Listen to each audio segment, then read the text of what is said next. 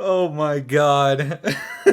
You know, guys, I don't take any pride in being right about COD nowadays. Like, these are some of the easiest predictions I've made in my entire life. I mean, I and 1,000 other people were saying that whenever this game integrates with Warzone 2 and the Season 1 update finally drops, there's going to be a ton of bugs in this game, alright? Can you guess what happened? I'm not gonna lie, guys, I'm not even that mad. I don't feel any anger at all, because I will say this, and this is really for the gooch lickers that get upset with me every time I'm critical about this game. Look, let me remind everybody that I don't think this game is in the bottom 3 CODs of all time. That is for MW 2019, Cold War, and Vanguard. In whatever order. I think MW 2019 Part 2 is in the bottom 5, maybe in the bottom 7, if we're being generous. The game feels relatively good, and honestly, I think I would enjoy it a lot more if it weren't for the countless bugs and difficulties that everybody has even playing the game. You know, I complained about the party system not working at launch, and for weeks after launch, and how everybody was crashing every time they tried partying up. And luckily for us, Infinity Ward actually did clear up this problem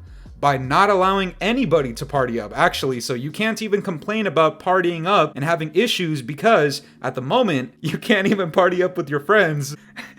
Guys, I'm really gonna try not to laugh at Infinity Ward this time around, alright? I know it's a very serious matter. I will say, however, there is something about this season that I truly do appreciate. It's nothing to do with the content, because this content should have existed at launch. Rather, it's the reception that this season is finally receiving from a lot of different content creators and a lot of different people that you wouldn't expect to be critical of COD. And I just want to come out right now and say, if Exclusive Ace ever comes across this video, allow me to introduce myself. My name is Scatmaster Fooly, and I shit on things that need to be shat on. Thanks for the correction, guys, by the way. I guess shitted isn't a word, but you want to know something else that's not a word? At least not in Infinity Ward's dictionary? Competence. Now, Infinity Ward's incompetence has actually made Exclusive Ace Scatmaster Ace. At least a quick flash of it. It's like the man just went Ultra Instinct for like a quick split second. If you go to his Twitter, this man's clapping everybody. If you watched his video,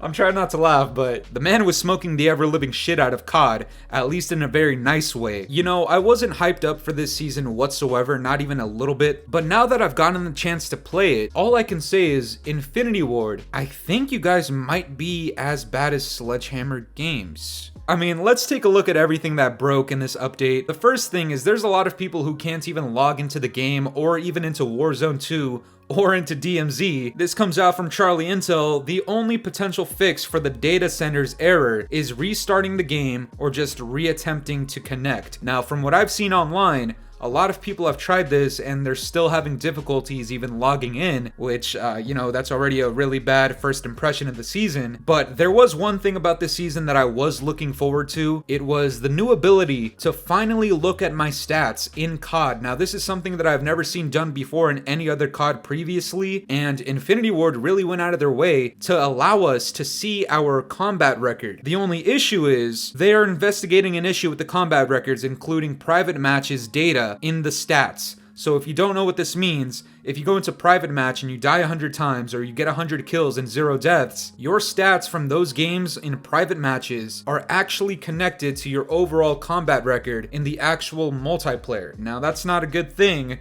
if you're anybody with common sense. And speaking of common sense, the spawns in this game to begin with since launch were pretty dog shit. I think we can all agree on this, right? And you would think, you know, when the new season comes out and Infinity Ward are talking about patching up the game and fixing issues, that maybe the spawns become better. And if you follow me on Twitter, by the way, if you don't, it's iFooly with 2 Y's at the end, I've posted some pretty concerning clips of my spawns, and I was wondering if by season 1 maybe they fixed the spawns a little bit. But unfortunately, if you go to their Trello board, Infinity Ward is aware of an issue affecting spawn locations in multiplayer and are currently testing a fix. So the spawns somehow, some way, actually got worse with the season 1 update. Something else that got worse with the season 1 update is the footstep audio in this game. Now, Infinity Ward actually did put this in their patch notes that they improved the footstep audio, but when I think of improving footstep audio, I think of maybe not having Lizzo footsteps, you know, maybe something a little bit quieter. To me, improvement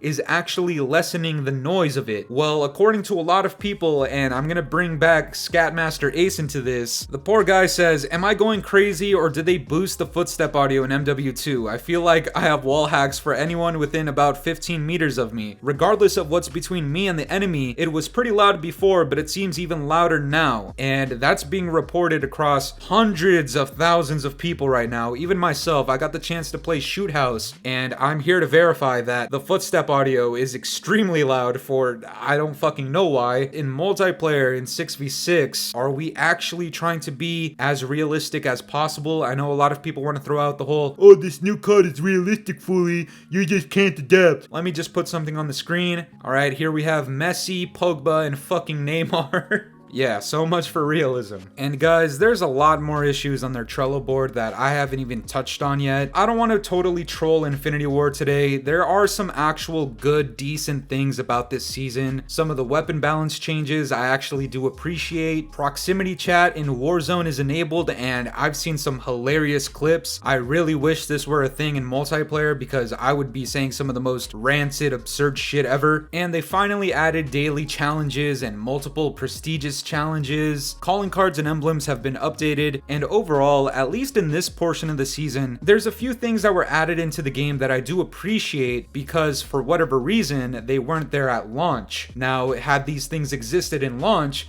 could you imagine what Season 1 would actually look like? And that's as much love as I'll give Infinity Ward in today's video, or probably for the rest of my life, because Season 1, as I expected, is a complete fucking mess. It's underwhelming, and if you play the SHOOTHOUSE playlist for about an hour and a half, you'll find yourself getting drained because eventually the SBMM, if you're not a complete shitter, is gonna go ahead and work its magic on you and just drain you of life, because that's what this SBMM system does nowadays. And you know, guys, I was really considering actually putting Infinity Ward into the gulag, just like Sledgehammer Games, just the entire studio, but I decided, you know what, I'm gonna give Infinity Ward one last chance. One last chance to redeem themselves, because this season is so underwhelming. There's so little going on that's actually changing your experience since the launch, and if anything, there's more bugs now than there was then. I can't really applaud Infinity Ward for anything past the new challenges, the new calling cards and emblems. Everything else in this season is not only things that we've seen since like a couple of weeks ago when this game launched, and for anybody who is thinking of picking up this game now that Season 1 launched, let me just remind you that content-wise, we went from 9 confirmed 6v6 maps down to 8 because Museum got removed because the devs just picked out a real location without permission and just put it in the game. And now that they added SHOOTHOUSE into the game, we went from 8 maps back up to 9 maps that we were promised at launch. When it comes to weapons, we did get a few new weapons, but unfortunately the devs scrapped 2 of the ARs that were promised to us before launch. When we had 10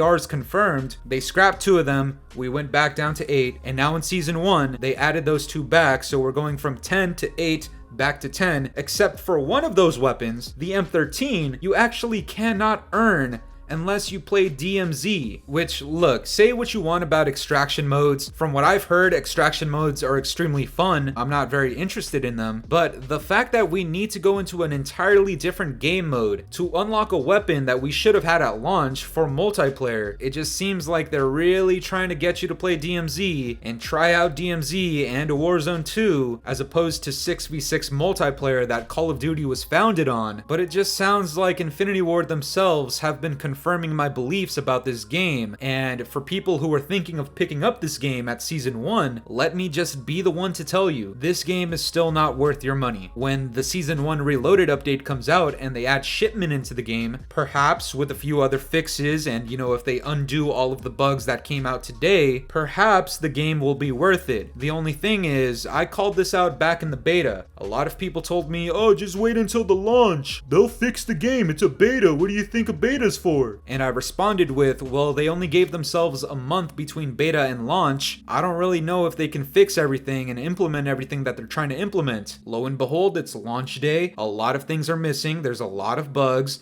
The party system didn't even work. I start saying, hey, this launch has a few problems. What did people respond with? Oh, it's launch day. Obviously, they're not gonna have everything perfected day one. Just wait until season 1 when they fix the game. Well, fast forward to season 1, and now we have more bugs than we did before. And since they scrapped or had some of their content taken away from them for their own faults, now we're finally catching up to what we should have had at launch. Except the more you play this game, the more you realize this game is still incomplete. So once again, if you're thinking of picking up this game, I would highly recommend that you do not. But that's gonna do it for me today, guys. I'm curious to know what you guys think about this. If you've tried out season 1 already, let me know what your thoughts are down in the comments below. And if you enjoyed today's video, make sure to leave a like, subscribe if you're new, hit the bell notifications to stay up to date with my newest videos. And yeah, guys, it's been the boy Fooly. Have yourselves a good one. I'm out of here. Toodles. It's been a very long time since the weekend. It's been a very long time and I'm weak.